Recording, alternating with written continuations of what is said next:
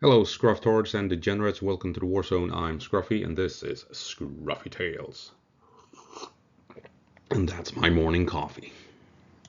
And this is going to be a quick one. We're going to take a look at Pokrovsk, Toretsk, and the town of Bahatyr, south of Pokrovsk. So let's get into it. So a quick update here on the Toretsk-Pokrovsk area. We're going to zoom in on Pokrovsk, or Toretsk, sorry. This is the ISW 3D map.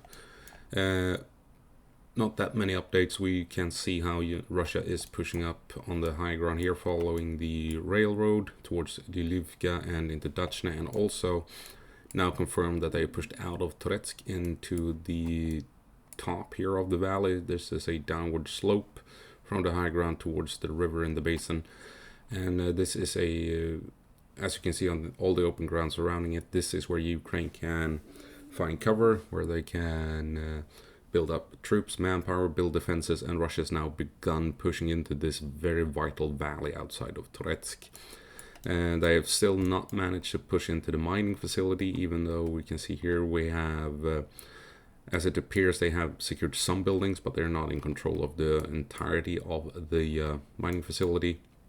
And also, they have pushed out more than likely along this small valley here to the river, and that means they have isolated Petrivka. They've basically claimed Leonidivka according to this map, since, as you can see, the roads coming down here, the bridges are now cut off for Ukraine to utilize. They can use this road in here, but that's one road and easily observed by Russian drones. So Russia is on a roll here in outside of Toretsk. That is undeniable. This is a big push, an important push by Russia right here out of Shevchenko, south of Pokrovsk, coming up this way. That frees up this road here. That means they can bring in supplies, reinforcements into Shevchenko this way, not only here. Of course, Ukraine wants to isolate Shevchenko. They've tried to come down on the flanks, as you can see, so that they can push into the town. And from this town, they can then try and push towards this dam here, which is a vital choke point in the supply chain for Russia, leading up to the Vovkova pocket up here. So securing supply lines into Shevchenko is vital for Russia to be able to secure the supplies coming across the dam. Russia has also managed to push into Uspenivka in the last couple of days. Again, very important. That pushes Ukraine away from a bridge here. There's a bridge right here. It's not showing on this map. Weird, because all the other maps has a bridge. You can see the dirt track leading down to it and continues down here, and you have a couple of crossing points down here. This is an island in the middle of the Solona River. So Russia pushing Ukraine away from this bridge, very important. As you can see here, Ukraine is trying to reach Solona in order to gain control of the crossing point here with the bridge and that island. So Russia is stepping up their attempts to secure the Vovkova area by ensuring that their flanks are secured, pushing into Uspenivka and pushing to secure Shevchenko. Now moving down to Bahatyr. Here you can see Russia is slowly moving out of Constantinople and Rozliv north of it, trying to come in closer to Bahatyr, which should probably be a pretty big obstacle. Ukraine has had several weeks where they could prepare defenses in this town. It's surrounded by wide open areas. There aren't any windbreaks that are really leading into town, so Russia must cross the open spaces surrounding it, making them easy targets for drones, RPGs, and the tank guided missiles and what have you.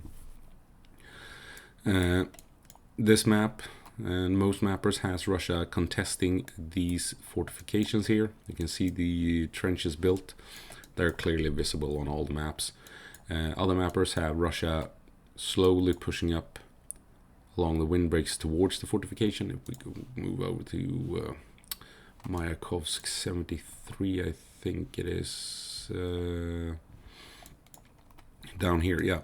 So here you can clearly see the fortifications we're talking about here. This is Mayakovsk 73, and he has the contested area slightly south, and with Russia now pushing north towards Bahatyr.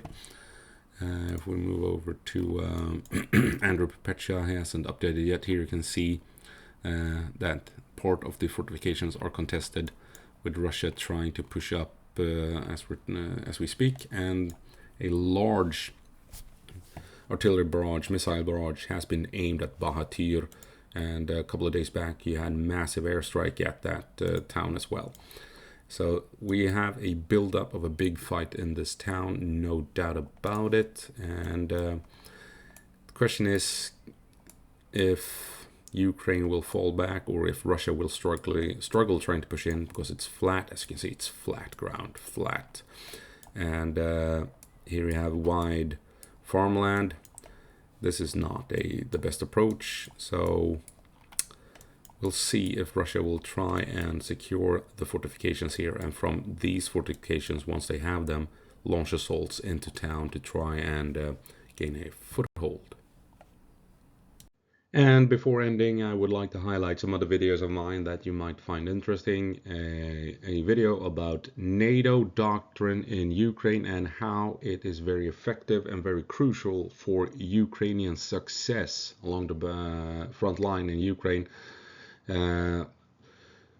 So yeah, the NATO provides tactical training for the Ukrainians, and it is absolutely crucial for success on the battlefield. Down here you have the Nordic Baltic Brigade, a project between the Nordic countries and the Baltic states to train Ukrainians, to train a brigade equipped and operated according to Nordic standards. So made a video about that. That is coming, and the training will begin later this year, maybe this summer, so this is not far off. And then we have these two videos where I compare the M113 with the PBV-302, two high-profile APCs in use by Ukraine, so which is the best, and also which is the best infantry fighting vehicle. A clash of titans, the Bradley versus the CV-90. I'm guessing you've seen multiple videos of this on YouTube lately, since Ukraine put the two vehicles right next to each other to test which one was better. So I kind of walk you through that video. It's a long one, but you know, I think I'm giving you some pointers that most YouTube channels aren't aware of, or miss, or ignore, or well,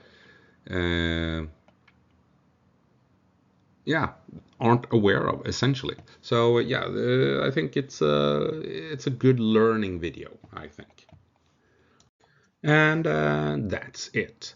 Hope you found it interesting. I hope you'll check out the links down below. And as always, go på marsch, Ukraine, and give them hell.